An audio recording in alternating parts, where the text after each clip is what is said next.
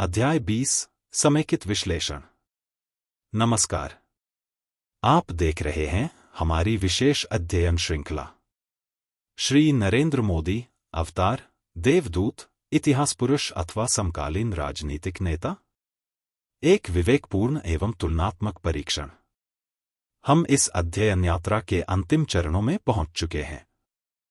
पिछले अध्यायों में हमने श्री नरेंद्र मोदी के जीवन, व्यक्तित्व, नेतृत्व, विदेश नीति, राष्ट्रदृष्टि, वैश्विक भूमिका, विभिन्न ऐतिहासिक व्यक्तित्वों के साथ तुलनात्मक अध्ययन तथा उनके संबंध में प्रचलित अवतार, देवदूत और इतिहास पुरुष जैसी अवधारणाओं का विस्तार से परीक्षण किया। अब समय है उन सभी चर्चाओं को एक साथ रखकर एक व्यापक और समेकित दृष्टि से देखने का। इसी उद्देश्य से प्रस्तुत है अध्याय 20 समेकित विश्लेषण। इस अध्याय में हम किसी नए तर्क की खोज नहीं करेंगे, बल्कि अब तक की पूरी चर्चा का सार समझने का प्रयास करेंगे। हम यह देखेंगे कि इस अध्ययन से कौन कौन से महत्वपूर्ण निष्कर्ष उभरकर सामने आते हैं, किन प्रश्नों का उत्तर मिला है और किन प्रश्नों का अंतिम निर्णय अभी भविष्य और इतिहास के हाथों में है। 20.1 तुलनात्मक अध्ययन का सार। इस पूरी श्रृंखला का मूल उद्देश्य किसी व्यक्ति को महान या साधारण सिद्ध करना नहीं था। उद्देश्य था एक समकालीन राजनीतिक नेता की तुलना भारतीय इतिहास, परंपरा और सांस्कृतिक स्मृति के प्रमुख व्यक्तित्वों के साथ करते हुए उसके व्यक्तित्व और प्रभाव को बेहतर ढंग से समझना। हमने श्रीराम, श्री कृष्ण, सम्राट अशोक, चंद्रगुप्त मौर्य, समुद्रगुप्त, अकबर, महात्मा गांधी, सरदार पटेल, डॉक्टर भीमराव आम्बेडकर और अन्य महत्वपूर्ण व्यक्तित्वों के संदर्भ में विभिन्न तुलनात्मक बिंदुओं का अध्ययन किया। इस प्रक्रिया में एक महत्वपूर्ण तथ्य सामने आया।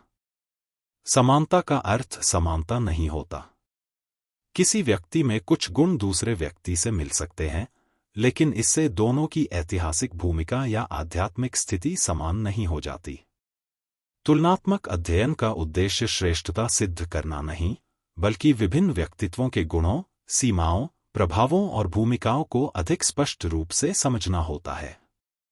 20.2 व्यक्तित्व, नेतृत्व और ऐतिहासिक प्रभाव। अध्ययन से यह स्पष्ट हुआ कि श्री नरेंद्र मोदी समकालीन भारत के अत्यंत प्रभावशाली राजनीतिक नेताओं में से एक हैं। उनके समर्थक उनके व्यक्तित्व में अनुशासन, कठिन परिश्रम, संगठन क्षमता, संचार कौशल, राष्ट्रदृष्टि और जन प्रेरणा की शक्ति देखते हैं।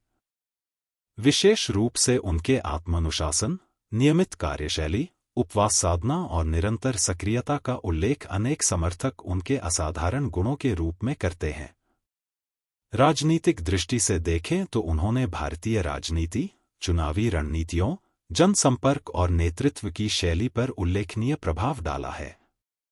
अंतर्राष्ट्रीय स्तर पर भी भारत की उपस्थिति और कूटनीतिक सक्रियता के संदर्भ में उनके योगदान पर व्यापक चर्चा होती रही है।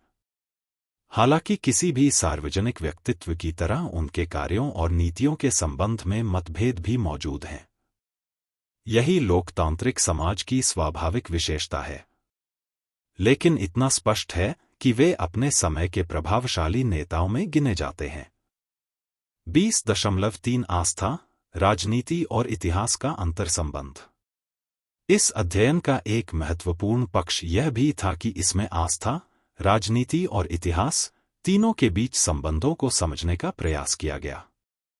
जब कोई नेता व्यापक जन समर्थन प्राप्त करता है, तो उसके प्रति लोगों की भावनाएं केवल राजनीतिक नहीं रहती। कभी कभी वे सांस्कृतिक, मनोवैज्ञानिक और आध्यात्मिक रूप भी धारण कर लेती हैं। यहीं से अवतार, देवदूत, ईशदूत या इतिहास पुरुष जैसे प्रश्न जन्म लेते हैं। लेकिन यह समझना आवश्यक है कि आस्था, राजनीति और इतिहास तीन अलग अलग क्षेत्र हैं। आस्था का आधार श्रद्धा होती है। राजनीति का आधार शासन, नीतियां और सार्वजनिक जीवन होता है। इतिहास का आधार समय, प्रभाव और दीर्घकालिक परिणाम होते हैं।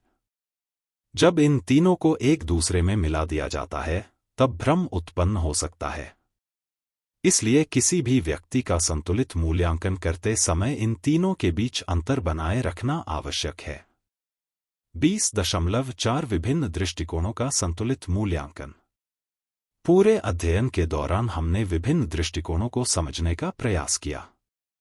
समर्थकों का दृष्टिकोण, आलोचकों का दृष्टिकोण, तटस्थ विश्लेषकों का दृष्टिकोण, धार्मिक दृष्टिकोण, ऐतिहासिक दृष्टिकोण, मनोवैज्ञानिक दृष्टिकोण और राजनीतिक दृष्टिकोण। इन सभी दृष्टिकोणों से एक बात स्पष्ट होती है, किसी भी प्रभावशाली सार्वजनिक व्यक्तित्व का मूल्यांकन एक ही कसौटी पर नहीं किया जा सकता। जो व्यक्ति किसी के लिए प्रेरणा स्रोत है, वही किसी अन्य के लिए आलोचना का विषय भी हो सकता है। जो किसी के लिए राष्ट्र निर्माता है, वही किसी अन्य के लिए विवादास्पद नेता भी हो सकता है। लोकतांत्रिक समाज की शक्ति इसी में है कि वह विभिन्न मतों को स्थान देता है। इसलिए किसी भी निष्कर्ष तक पहुंचने से पहले विविध दृष्टिकोणों को समझना आवश्यक है। समेकित निष्कर्ष। यदि इस पूरे अध्ययन को एक वाक्य में समेटना हो तो कहा जा सकता है कि श्री नरेंद्र मोदी एक ऐसे समकालीन राजनीतिक नेता हैं जिनका प्रभाव भारतीय राजनीति, सार्वजनिक जीवन और राष्ट्रीय विमर्श पर अत्यंत व्यापक रहा है। उनके संबंध में व्यक्त की जाने वाली श्रद्धा, आलोचना, समर्थन और विरोध सभी उनके प्रभाव के विभिन्न आयामों को दर्शाते हैं। लेकिन यह भी उतना ही महत्वपूर्ण है कि किसी भी व्यक्ति का अंतिम मूल्यांकन केवल वर्तमान भावनाओं के आधार पर नहीं किया जा सकता। इतिहास अपने निर्णय धीरे धीरे देता है और अनेक बार वह निर्णय उस समय की लोकप्रिय धारणाओं से भिन्न भी हो सकता है। अध्याय समापन। इस अध्याय में हमने पूरी श्रृंखला के प्रमुख विचारों का समेकित विश्लेषण किया। अब हम इस अध्ययन के अंतिम अध्याय की ओर बढ़ेंगे।